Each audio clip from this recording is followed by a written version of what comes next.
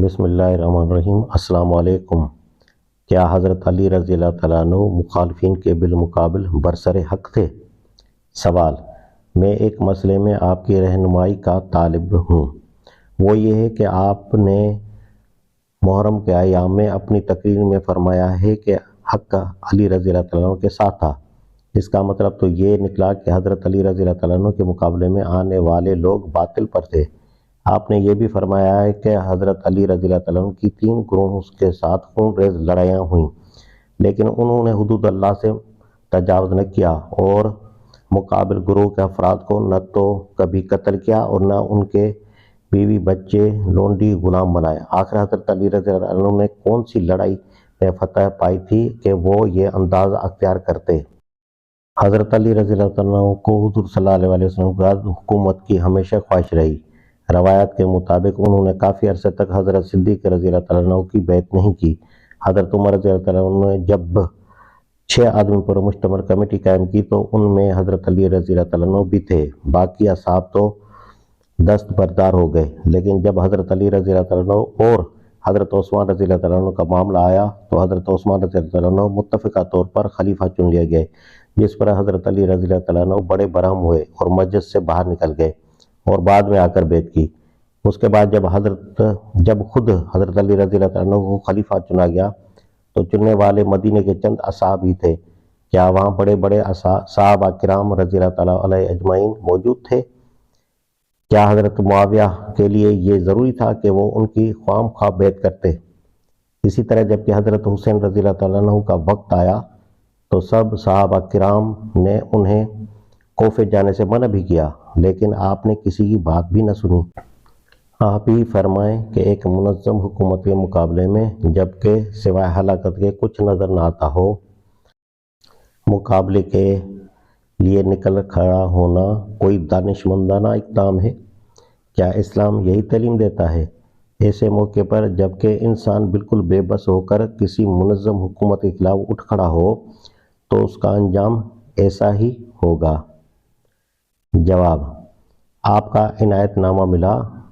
آپ نے جو سوالات چھیڑے ہیں ان کا مفصل جواب دوں تو اس کا معنی یہ ہے کہ ایک طویل مضمون لکھوں جس کے لیے میرے پاس وقت نہیں ہے، اور مختصر جواب دوں تو وہ آپ کو مطمئن کرنے میں اس سے زیادہ ناکام ہوگا جتنی اس تقریر کی رپورٹ ناکام ہوئی ہے جس پر آپ نے یہ سوالات اٹھائے ہیں۔ کیا یہ بہتر نہ ہوتا کہ آپ میرے یہ خیالات معلوم کرنے کے بعد خود اس مسئلے پر مطالعہ کرتے اور اصل حقائق معلوم کرنے کی کوشش کرتے؟ آپ کو شاید معلوم نہیں ہے کہ امام ابو حنیفہ جیسے محتاط فقیہ کی رائے بھی یہی تھی کہ حضرت علی رضی اللہ تعالیٰ عنہ کی جتنی لڑائیاں بھی مختلف گروہوں سے ہوئیں ان میں حق حضرت علی رضی اللہ تعالیٰ عنہ کے ساتھ تھا، بلکہ جنگ صفین میں حضرت عمار بن یاسر رضی اللہ تعالیٰ عنہ کی شہادت کے بعد ہی علماء اہل سنت کا اس بات پر اجماع ہو گیا تھا کہ فریقین میں مقابل کی حیثیت باغی گروہ کی ہے، کیونکہ حضور صلی اللہ علیہ وسلم کی پیشن گوئی فرمائی تھی کہ عمار بن یاسر کو ایک باغی گروہ قتل کرے گا۔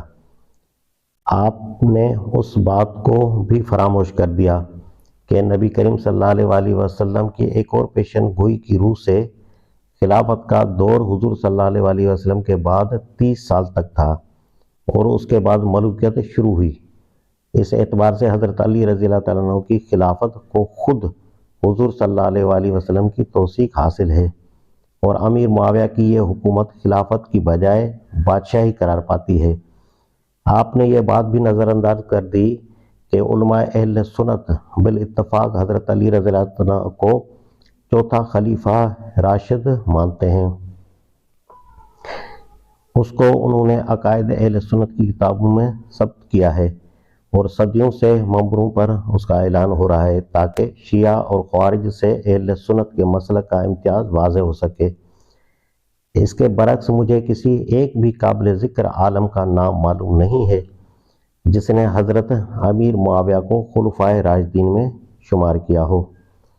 آپ نے اس بات کا بھی کوئی لحاظ نہیں کیا کہ تمام فقہائے اہل سنت اپنی کتابوں میں خلفائے اربعہ کے فیصلوں کے نظائر سے استدلال کرتے ہیں، مگر بنی امیہ میں سے حضرت عمر بن عبدالعزیز کے فیصلوں کے سوا انہوں نے اور کسی کے فیصلوں کا حوالہ فقہی مسائل میں نہیں دیا ہے۔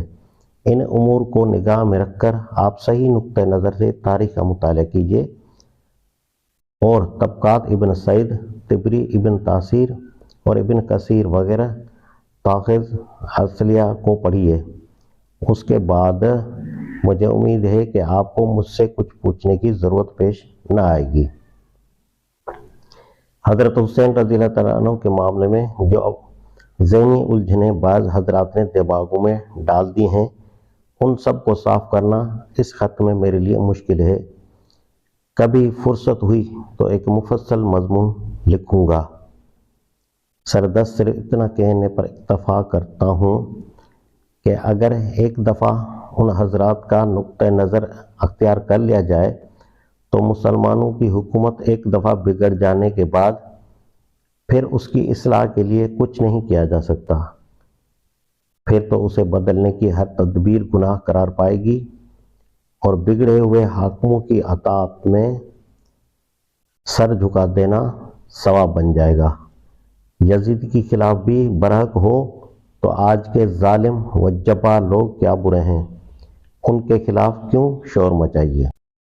تو ناظرین، بعد میں مولانا مودودی رحمۃ اللہ علیہ نے شہادت حسین پر ایک کتابچہ لکھا جو جلد ہی آپ کے سامنے میں پڑھ کے پیش کروں گا۔ تلفظ میں کوئی غلطی ہو جائے تو اس کو درگزر کیجیے گا۔ جزاک اللہ خیر۔